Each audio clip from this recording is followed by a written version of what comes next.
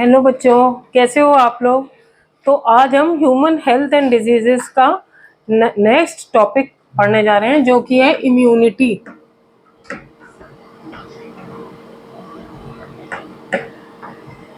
आप लोगों ने सुना होगा अपने मम्मी पापा को कहते हुए और लोगों को कि वो बहुत बीमार पड़ता है, उसकी इम्यूनिटी लो है। तो इम्यूनिटी एक्चुअली है क्या है? इम्यूनिटी बीमारी से लड़ने की शक्ति को ही कहते हैं। तो it is the ability of the body to fight against external pathogens या एनी फॉरेन organism. तो immunity is ability of body to protect itself and fight against any foreign pathogen. Pathogen क्या होता है? जो भी डिजीज कॉजिंग ऑर्गेनिज्म होगा उसको pathogen बोलते हैं। ठीक है। तो अब ये इम्यूनिटी बॉडी में दो तरह से हो सकती है। एक तो जो जन्म से है, दैट इज इनेट, और एक है एक्वायर्ड, जैसे कि नाम है, इसको एक्वायर किया जाता है। तो इनमें क्या क्या फर्क है? इनेट जैसा कि नाम है, it is present from birth.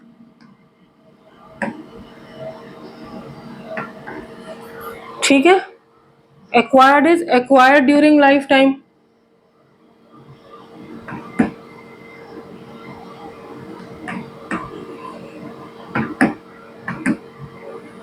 ये नॉन स्पेसिफिक होती है, मतलब किसी एक पैथोजन के लिए नहीं होगी। इट इज अ ब्लैंकेट, मतलब ब्रॉड स्पेक्ट्रम की जनरली प्रोटेक्ट करती है, जबकि this is pathogen specific.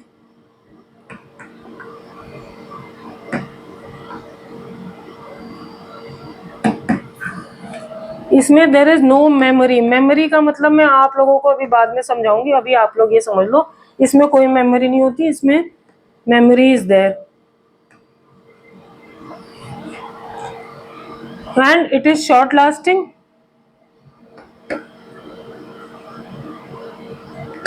And this is long lasting.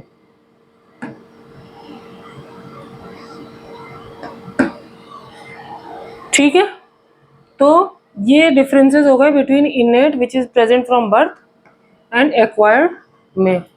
अब हम इन दोनों के बारे में एक एक करके पढ़ते हैं। तो सबसे पहले इनेट इम्यूनिटी।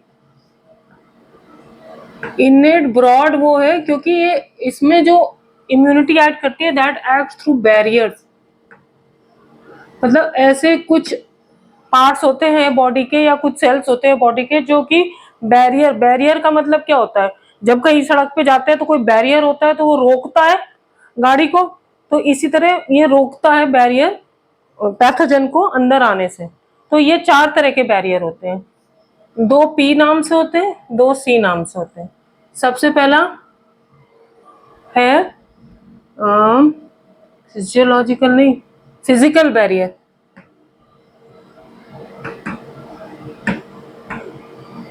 फिजिकल बैरियर मतलब फिजिकली, तो सबसे बड़ा बैरियर तो स्किन ही है बॉडी में, जो कि ऑर्गेनिजम्स को, पैथोजेंस को अंदर आने से रोकता है। इसके अलावा जो म्यूकस लाइनिंग होती है जगह जगह बॉडी में, तो उस म्यूकस लाइनिंग की म्यूकस में फंस जाएगा पैथोजन, तो वो भी रोकता है। ये म्यूकस लाइनिंग कहाँ होती है? एक तो गैस्ट्रोइंटेस्टाइनल ट्रैक्ट में होती है, मतलब मुंह से लेके एनस तक। दूसरा रेस्पिरेटरी ट्रैक्ट में होती है, नोज से लंग्स तक। और तीसरी यूरोजेनाइटल ट्रैक्ट में। तो अगर कोई पैथोजन मुंह के रास्ते गया तो जीआईटी की म्यूकस लाइनिंग में फंस जाएगा, नोज के रास्ते गया तो रेस्पिरेटरी की में फंस जाएगा, और अगर किडनी के रास्ते गया तो यूरोजेनाइटल में फंस जाएगा। तो ये सबसे पहला हो गया फिजिकल बैरियर। सेकंड होता है फिजियोलॉजिकल बैरियर। फिजियोलॉजिकल बैरियर में क्या होता है? कुछ एंजाइम्स या केमिकल्स होते हैं बॉडी में जो एज नेचुरल प्रोटेक्टर एक्ट करते हैं पैथोजन को मारने में। सबसे पहला एग्जाम्पल तो स्टमक है, स्टमक में जो हाई एसिड होता है HCl कंटेंट, वो हेल्प करता है पैथोजेंस को मारने में। इसके अलावा माउथ में जो सलाइवा है, सलाइवा इन माउथ और टीयर्स फ्रॉम आई, इनमें एक एंजाइम होता है लाइसोजाइम, जो अगेन लाइस मतलब तोड़ना होता है और थ्रू एंजाइम तो it breaks down the pathogen.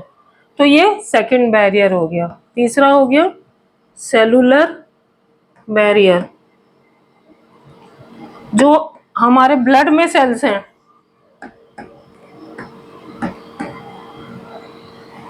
वो भी और पैथोजन को मारने में मदद करते हैं। वो कौन कौन से हैं, चलो नेक्स्ट पेज पे करते हैं।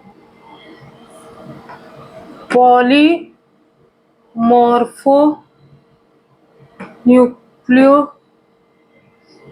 न्यूक्लियोसाइड PMN, ये WBC होता है। पॉलीमॉर्फ भी कहते हैं या न्यूट्रोफिल भी कहते हैं, न्यूट्रोफिल। फिर लिम्फोसाइट होते हैं, मोनोसाइट होते हैं, मास्ट सेल होते हैं।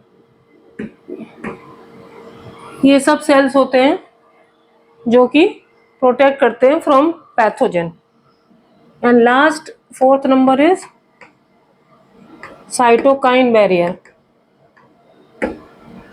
साइटोकाइन बैरियर किसमें होता है, जो वायरस इन्फेक्टेड सेल होता है,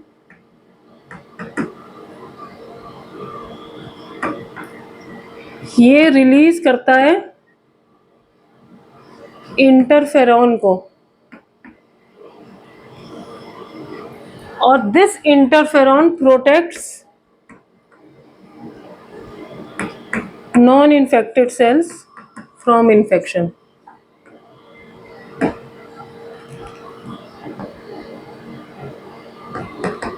तो जैसे अगर एक वायरस घुस गया बॉडी में, उसने कुछ सेल्स को इन्फेक्ट कर दिया, तो फिर वो वाले सेल्स इंटरफेरॉन को रिलीज करेंगे।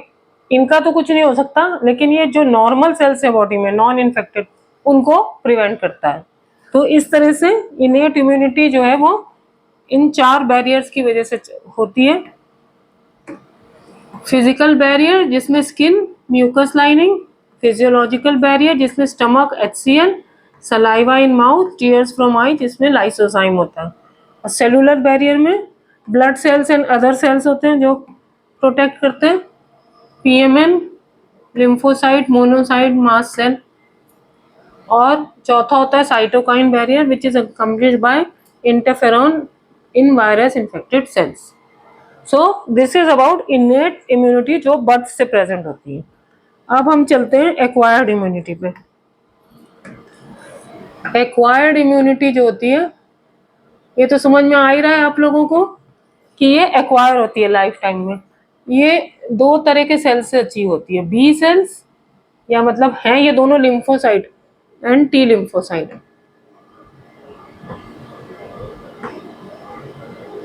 बी सेल्स या बी लिम्फोसाइट्स।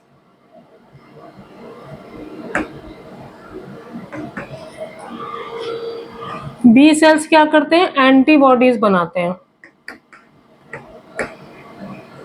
और ये एंटीबॉडीज यूजुअली ब्लड में बनती हैं,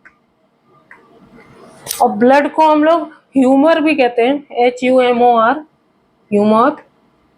तो इसलिए इस टाइप की इम्यूनिटी को कहते हैं ह्यूमोरल इम्यूनिटी।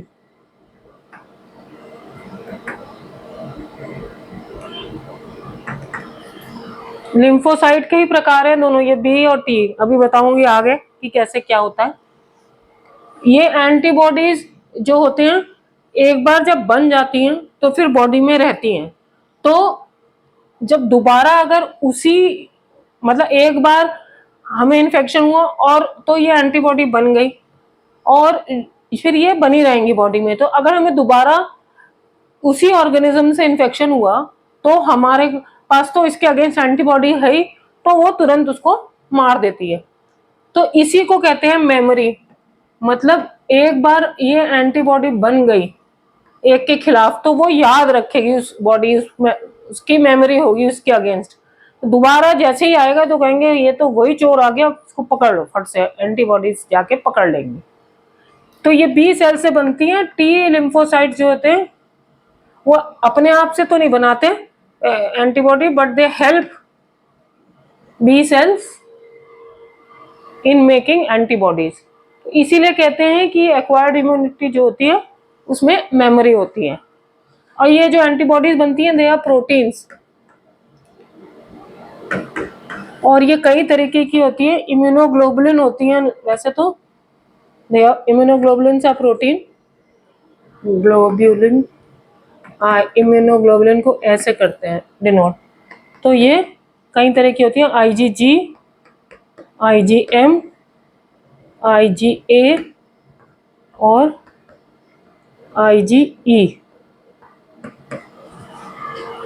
अब अगर हम इस एंटीबॉडी का स्ट्रक्चर देखें तो ये 4 पॉलीपेप्टाइड चेन से बनी होती है, जिसमें कि 2 हैवी होती हैं और 2 लाइट होती हैं।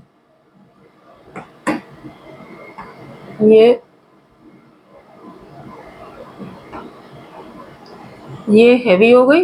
ये डायग्राम आपके एनसीईआरटी में दिया हुआ है, सॉरी।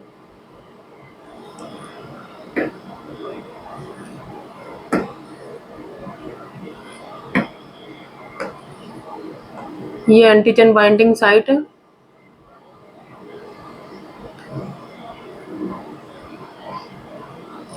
ये हो गई हैवी चेन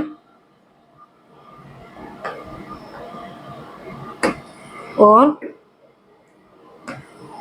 ये हो गई लाइट चेन। ये हो गई लाइट चेन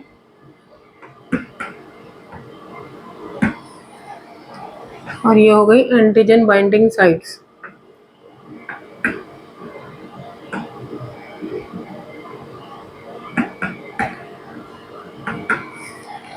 और ये आपस में लिंक्ड होती हैं थ्रू पॉलीपेप्टाइड लिंकेज।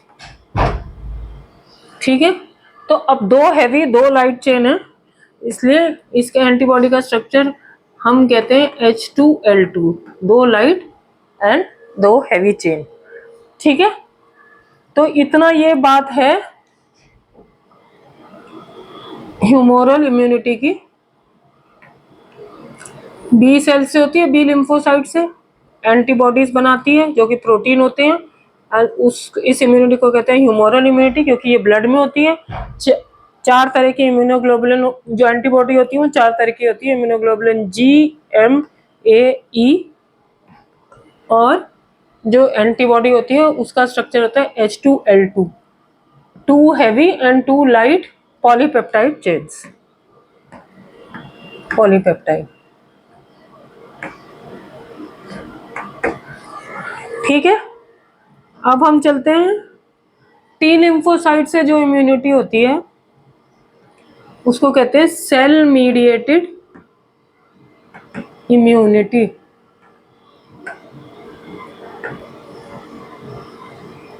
क्योंकि जहां ये ब्लड पे काम करती है ये सेलुलर लेवल पे काम करती है, टिश्यू लेवल पे काम करती है। तो जैसे कि किसी के कोई ग्राफ्ट लगना है या ट्रांसप्लांट होना है, किडनी ट्रांसप्लांट, लिवर ट्रांसप्लांट, तो हम लोग सबसे पहले क्या करते हैं, टिश्यू मैचिंग करते हैं। टिश्यू मैचिंग और ब्लड मैचिंग, क्योंकि हमारी बॉडी में इम्यूनिटी जो होती है उसके अंदर ये प्रॉपर्टी होती है, ये खाली हायर वर्टिब्रेट्स में ही होती है कि अपने अंदर के जो सेल्स या टिश्यूज है उनको डिफरेंशिएट कर लेती है बाहरी टिश्यूज से। So it can differentiate self from foreign tissues. तो अगर मैचिंग नहीं होगी तो जैसे ही ये फॉरेन टिश्यू आएगा, सपोज हमने बिना मैचिंग के किसी की किडनी लगा दी, तो जो इम्यूनिटी है बॉडी की वो समझ जाएगी कि ये फॉरेन है और उसको रिजेक्ट कर देगी। तो इसलिए मैचिंग होनी जरूरी होती है। और उसके बावजूद भी जो ट्रांसप्लांट रेसिपिएंट्स होते हैं, यानी कि जिनको मिलता है ट्रांसप्लांट, उनको लाइफ लॉन्ग इम्यूनोसप्रेसेंट्स लेने पड़ते हैं।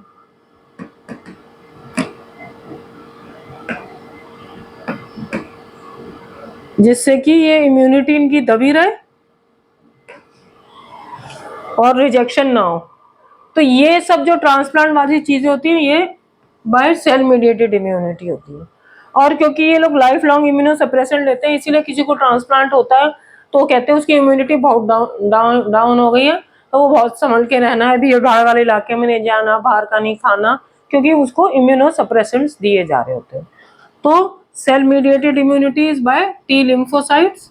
और जो ये ट्रांसप्लांट या ग्राफ्ट वाले लोग होते हैं, वो जो होते हैं, जो ये मैचिंग वगैरह होती है, ये सेल मीडिएटेड इम्यूनिटी के लिए होती है। तो ये हो गए दो तरह की इम्यूनिटी, इनेट एंड एक्वायर्ड।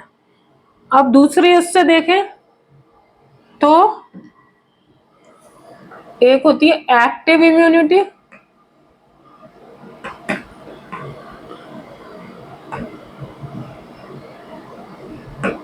और एक होती है पैसिव इम्यूनिटी।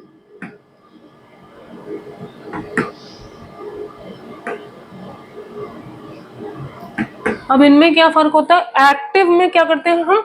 एंटीजन इंजेक्ट करते हैं, मतलब एंटीजन वीक करके या मार के एंटीजन इंट्रोड्यूस करते हैं, जबकि इसमें एंटीबॉडी करते हैं। तो इसमें क्या होता है? इस एंटीजन के रिस्पॉन्स में antibodies are formed in the body, जबकि इसमें हम रेडीमेड या प्री फॉर्म्ड एंटीबॉडीज देते हैं।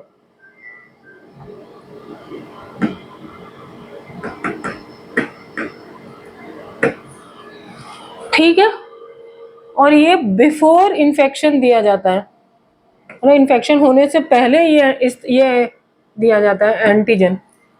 ये जब इन्फेक्शन हो जाता है, आफ्टर डिजीज या इन्फेक्शन, तब दी जाती है।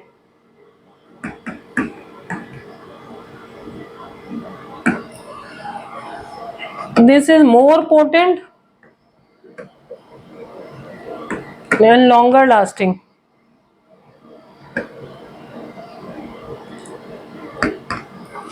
This is less potent and short lasting.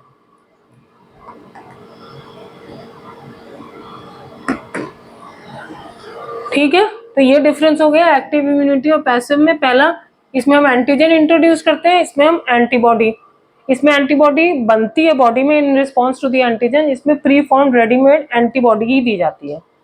ये इन्फेक्शन होने से पहले बनती है एक्टिव इम्यूनिटी, ये इन्फेक्शन होने के बाद। ये ज्यादा पोटेंट है, ये लेस पोटेंट है, ये लॉन्गर लास्टिंग है और ये शॉर्ट लास्टिंग है। ये तो एक तरह से इमरजेंसी में दी जाती है। बता रहे हो किन कंडीशंस में। पहले दोनों ही एक्टिव एंड पैसिव जो होती हैं वो नेचुरल भी होती हैं और एक्वायर्ड भी होती हैं। Natural, acquired.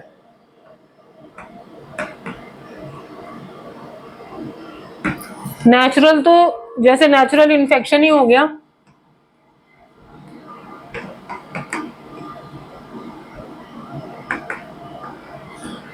तो एंटीजन आया, उसके रिस्पॉन्स में एंटीबॉडी बनी, तो एक तो ये उसी इन्फेक्शन से लड़ लेंगे और दूसरा मेमोरी सेल्स भी बना लेंगे, memory B and T sales.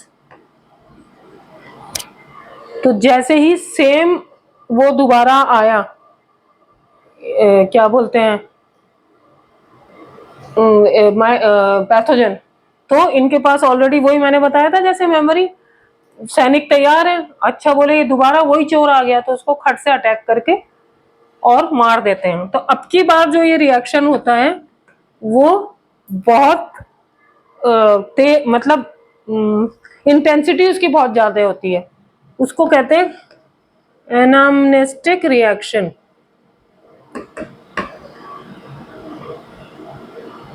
मतलब बहुत स्ट्रॉन्ग रिएक्शन होता है क्योंकि ढेर सारी एंटीबॉडीज ऑलरेडी बनी हुई है बॉडी में उसके लिए। तो जैसे ही वो आया बोले हम तो तैयार हैं, और ढेर सारे सैनिक जाके उसको मार देते हैं, which is known as anamnestic reaction. यही काम एक्वायर्ड में क्या करेगा? वैक्सीनेशन।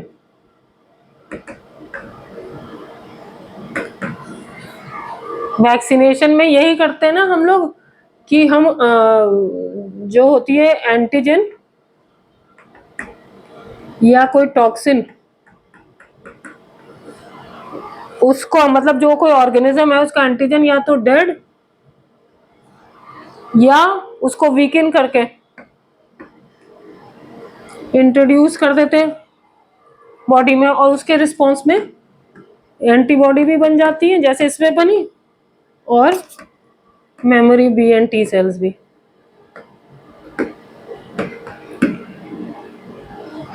फर्स्ट रिस्पॉन्स तो नेचुरल इन्फेक्शन में भी ऐसा होता है कि जैसे हमें कहते हैं वायरल हुआ तो पहली बार में तो आदमी को बुखार और सब कुछ हो जाता है क्योंकि एंटीबॉडी बनने में टाइम लगती है, लेकिन दोबारा के लिए वो तैयार होता है।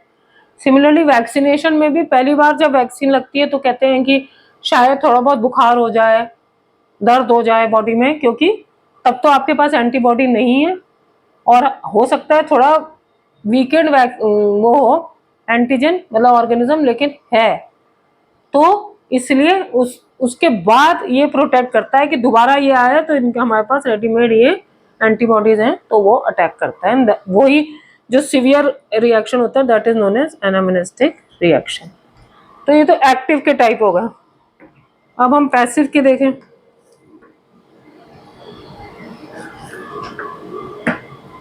पैसिव अगेन नेचुरल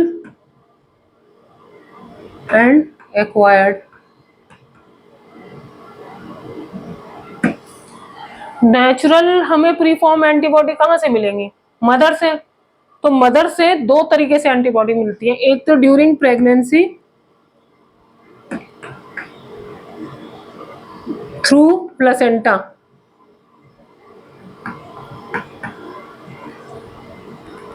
ये कौन सी एंटीबॉडी होती है? आईजीजी, जो प्लेसेंटा को क्रॉस कर जाती है ड्यूरिंग प्रेगनेंसी और फिर वो जाके फीटस को प्रोटेक्ट करती है। उसके बाद जब after birth during first few days एक thick yellow coloured milk is secreted by mother that is known as colostrum and which is very rich in IgE और जो प्रोटेक्ट्स द न्यूबॉर्न।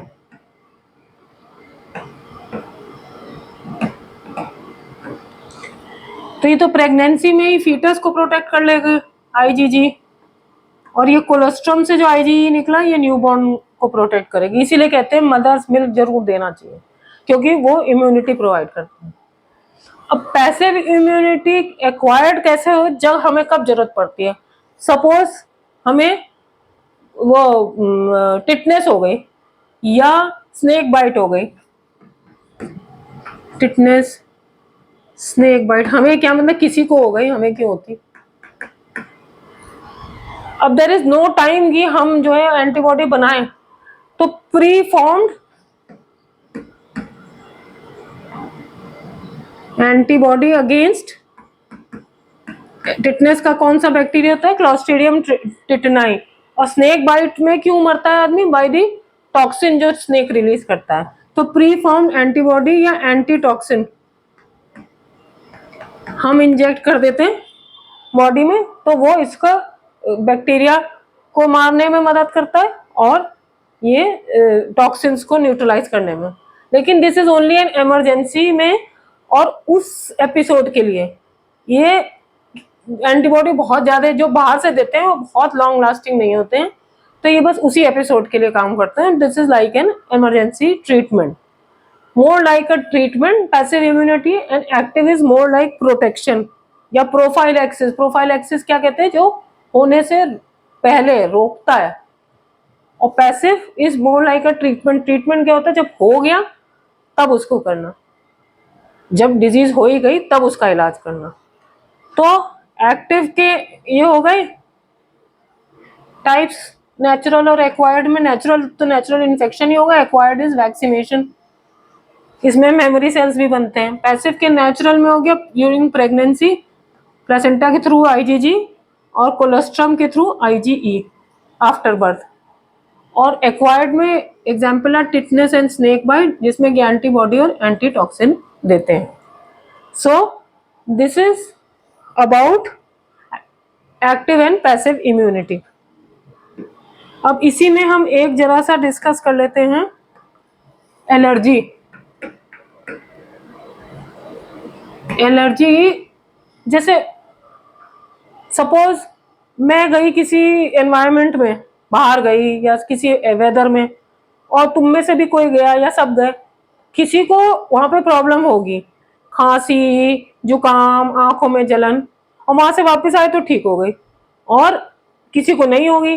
तो जिसको हुई इसका मतलब उसको वहां पे कुछ ऐसा था जिससे एलर्जी हुई। तो बट एलर्जी एक्चुअली हुई होता क्या है, इट इज एन एग्जैजरेटेड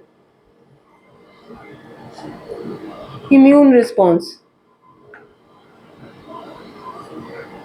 जिससे होता है उसको कहते हैं allergen, exaggerated immune response to an allergen.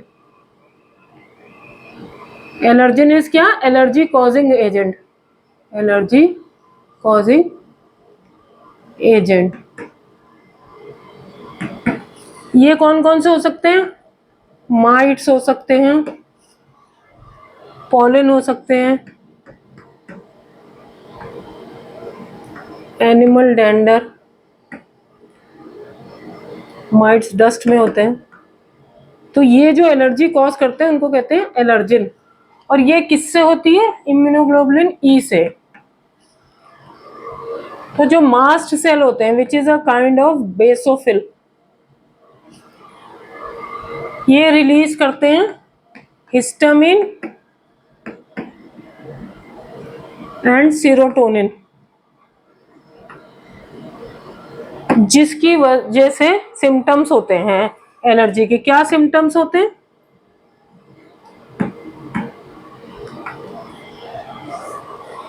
watering of eyes,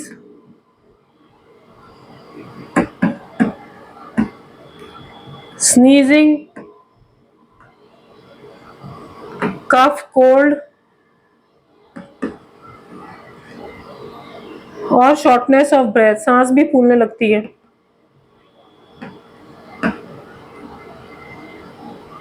अब क्योंकि ये इनसे हो रहा है तो इनके अगेंस्ट हमें दवाई देनी पड़ेगी ये सब हटाने के लिए। तो इसलिए ड्रग्स जो यूज होती हैं वो होती है एंटी हिस्टामिनिक,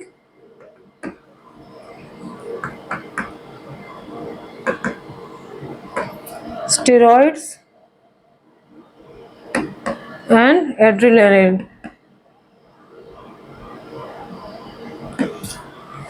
तो एलर्जी में याद रखने वाली बात क्या है, एक तो ये एग्जैजरेटेड इम्यून रिस्पॉन्स होता है, और वो जो डिजीज जिससे होता है उसको कहते हैं एलर्जिन। वो कौन कौन से होते हैं, माइट्स इन डस्ट, पोलन और animal dander. This is caused by immunoglobulin E और mast cell which is a type of basophil, it releases histamine and serotonin. And उसके सिम्टम्स होते हैं watering of eye, sneezing, cough, cold, shortness of breath. और क्योंकि histamine से होता है इसलिए anti histaminic, steroid and adrenaline are given as treatment. अब एक टर्म और है ऑटो इम्यूनिटी।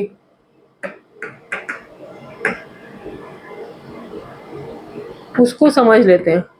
जो हायर वर्टिब्रेट्स होते हैं जैसे कि तुम और हम, उनमें की जो इम्यून रिस्पॉन्स होता है उसमें ये क्वालिटी होती है to differentiate self from foreign, self from foreign.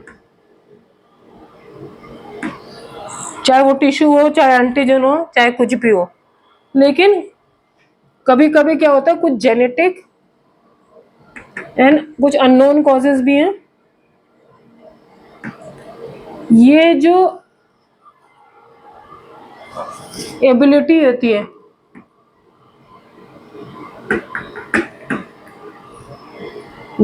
This is lost. जब ये लूज हो जाती है तो अपने ही जो ये सेल्फ टिश्यूज हैं इनको बॉडी हार्म करने लगती है, क्योंकि ये तो डिफ्रेंशिएट कर नहीं पाती कि ये हमारे हैं या बाहरी हैं। तो तब it starts damaging own cells and tissues. और इसका एग्जाम्पल है रूमेटॉइड अर्थराइटिस।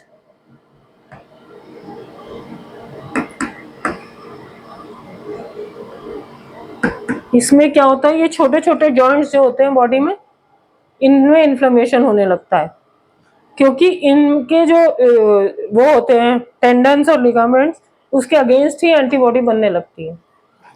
स्मॉल जॉइंट्स में इन्फ्लेमेशन होने लगता है।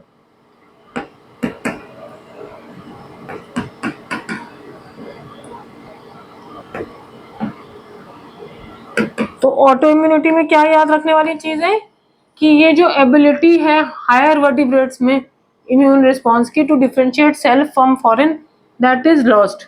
क्यों पता नहीं है, जेनेटिक तो पता है, बाकी नहीं पता क्यों। तो जिसकी वजह से अपने ही सेल और टिश्यू डैमेज होने लगते हो। और इसका एग्जाम्पल वेरी इंपॉर्टेंट याद रखना, रूमेटॉइड अर्थराइटिस।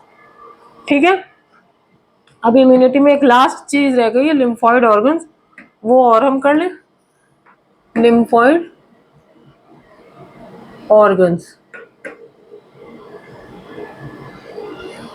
यानी कि वो ऑर्गन्स जहां पे मेन ये इम्यूनिटी डेवलप होते हैं, इम्यून सेल्स, और फिर एक्शन करते हैं। तो इसमें एक तो प्राइमरी लिम्फॉइड ऑर्गन्स होंगे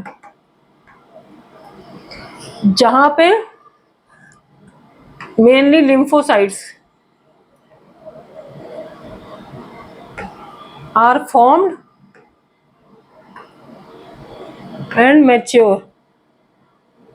बट यहाँ पे एंटीजन से अभी इनका सामना नहीं होता, no interaction with antigen occurs यहाँ पे। और इनका एग्जाम्पल है bone marrow and thymus. Bone marrow में तो सारे ब्लड सेल बनते ही हैं, लेकिन जो लिम्फोसाइट बोन मैरो में बने और बोन मैरो में ही मैच्योर हो गए, they are known as B cells. और जो बोन मैरो में बने लेकिन थाइमस में जाके मैच्योर हुए, they are known as T cells. तो अब ये बोन मैरो और थाइमस में बने और मैच्योर हो गए, लेकिन अभी एंटीजन नहीं मिला। अब जब कभी एंटीजन आया, then they go to the secondary lymphoid organs. यहाँ पे एंटीजन एनकाउंटर होता है, एंटीजन से इसका मुकाबला होता है। और ये कौन कौन से हुए सेकेंडरी लिम्फॉइड ऑर्गन्स? ये होते हैं स्प्लीन, टॉन्सिल, उसके बाद पेयर्स पैच इन एब्डोमेन,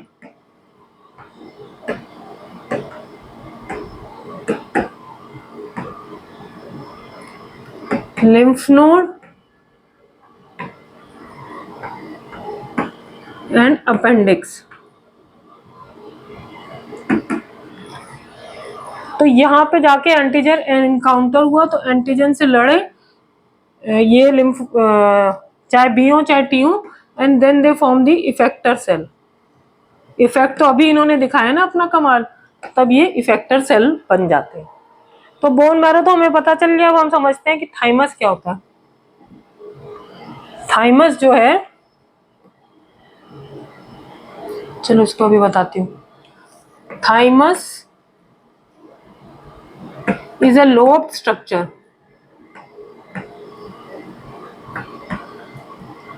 और ये कहाँ पड़ा होता है? ये जैसे स्टर्नम है और ये हार्ट है,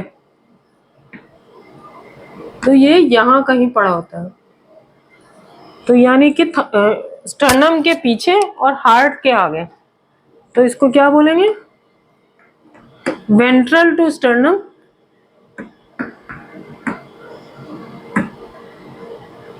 एंड डोर्सल टू हार्ट।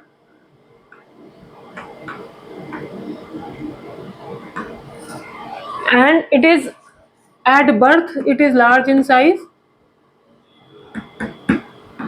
और फिर जैसे जैसे बॉडी ग्रो करती है तो ये डिक्रीजेस इन साइज,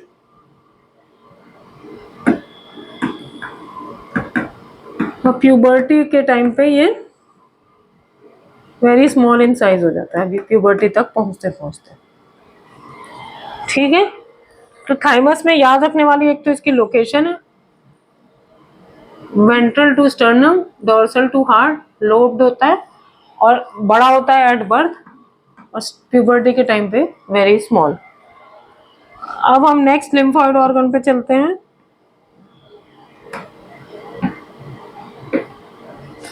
जो कि है स्प्लीन। स्प्लीन क्या होता है, बीन शेप्ड स्ट्रक्चर होता है, यहाँ लेफ्ट साइड में होता है, यहाँ लेफ्ट हाइपोकॉन्ड्रियम में bean shaped structure. It is, इसमें लिम्फोसाइट्स और फैगोसाइट्स तो होते ही हैं,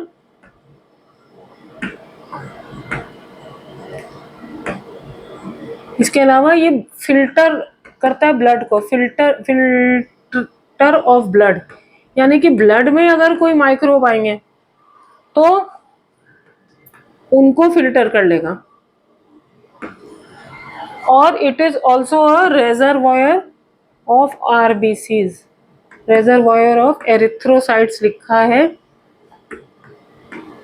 एनसीईआरटी में, कंफ्यूज मत करना, एरिथ्रोसाइट्स का मतलब आरबीसीज ही होता है, रेड ब्लड कॉर्पसेल्स। तो ये रोल है स्प्लीन का। तो ब्लड में अगर कोई माइक्रोब हुआ तो उसको कंट्रोल कौन करेगा, स्प्लीन। इसी तरह लिम्फ नोड है, लिम्फ नोड जो होते हैं स्मॉल सॉलिड स्ट्रक्चर्स होते हैं,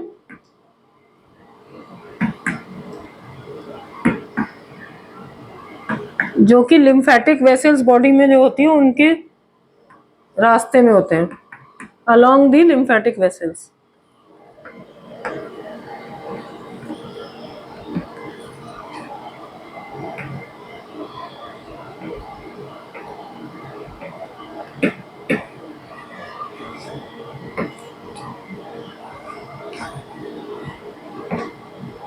चल रही भाई, चल ले। ये देखो, ये लिम्फ नोड्स, ये लिम्फेटिक वेसल्स हैं, इनके अलोंग ये लिम्फ नोड्स हैं, ये लिम्फेटिक वेसल्स हैं, ये थाइमस है, ये स्टर्नम के पीछे। ठीक है, ये डायग्राम आपका एनसीईआरटी में दिया है, लेबलिंग को आ सकता है। ठीक है, तो जो कोई अगर माइक्रोब लिम्फ या टिश्यू फ्लूइड में हुआ उससे लिम्फ नोड निपटेगा। ठीक है, ब्लड में हुआ तो स्प्लीन निपटेगा, और लिम्फ में हुआ तो लिम्फ नोड निपटेगा। अब ये जो पेयर्स पैचेस वगैरह हैं,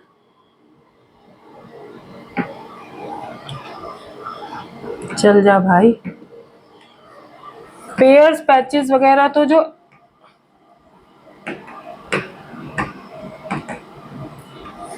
पेयर्स पैचेस क्या होते हैं कि इंटेस्टाइन में, जैसे ये इंटेस्टाइन है, जो ये म्यूकोजा है, तो यहाँ पे ये लिम्फोइड कलेक्शंस होते हैं, तो पेयर्स पैचेस इंटेस्टाइन में होते हैं।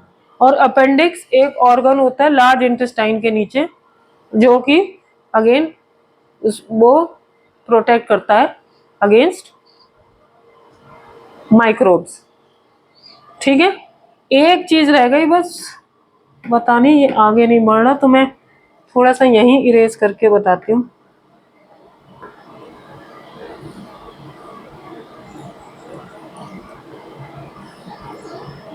एक टर्म दिया हुआ है माल्ट, इसका मतलब है म्यूकोजा एसोसिएटेड लिम्फोइड टिश्यू,